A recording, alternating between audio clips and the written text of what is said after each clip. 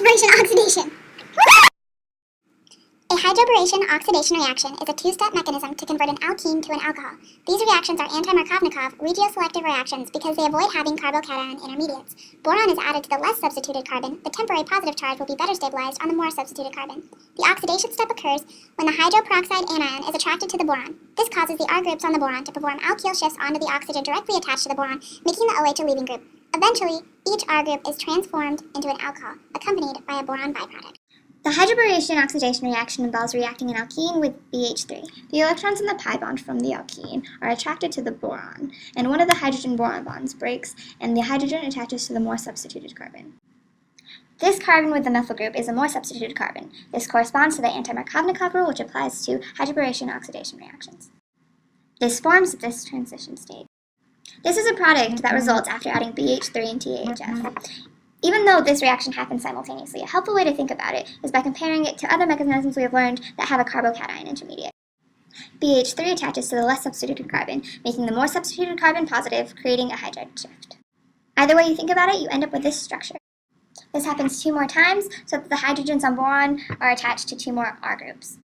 R being this structure. This is the end of the hydroboration aspect of this reaction. Then you put this into hydrogen peroxide and NaOH, where NaOH deprotonates the hydrogen peroxide, creating the hydrogen peroxide anion, which goes in and attacks boron. At this point, you have a bond between oxygen and the OH, which is very unstable, whereas a bond between an R group and oxygen is a lot more stable than the OH-O bond, which causes a 1-2 shift between where the R group attaches to the oxygen and the OH leaves as a leaving group. The OH leaves. This occurs 2 more times, so each R group is attached to oxygen. The OH in solution then attacks boron and displaces the OR group, resulting in a boron byproduct and 3 OR groups in solution. The negative oxygen deprotonates water, creating your final alcohol product. Alpha pinene is a monoterpene hydrocarbon that is released from trees.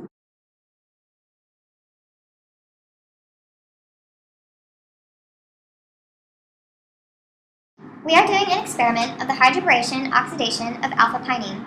We first show it mechanistically, and then show you a brief overview of this experiment in the lab setting. BH3 is super dangerous, okay? Like, really dangerous, because of this empty p orbital, obviously. And so we have to use THF to stabilize BH3, so it doesn't basically explode. BH3 is added to initiate hydroboration.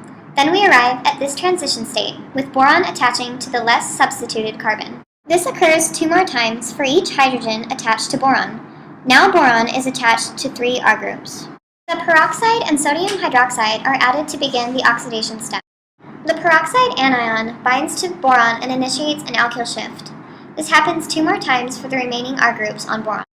OH attacks boron, displacing all of the OR groups. Then you are left with your alcohol and your byproduct.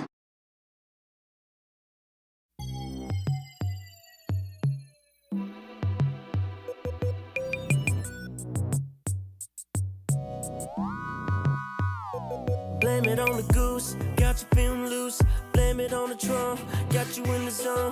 Blame it on the alcohol. Blame it on the alcohol. She says she usually don't, but I know that she run.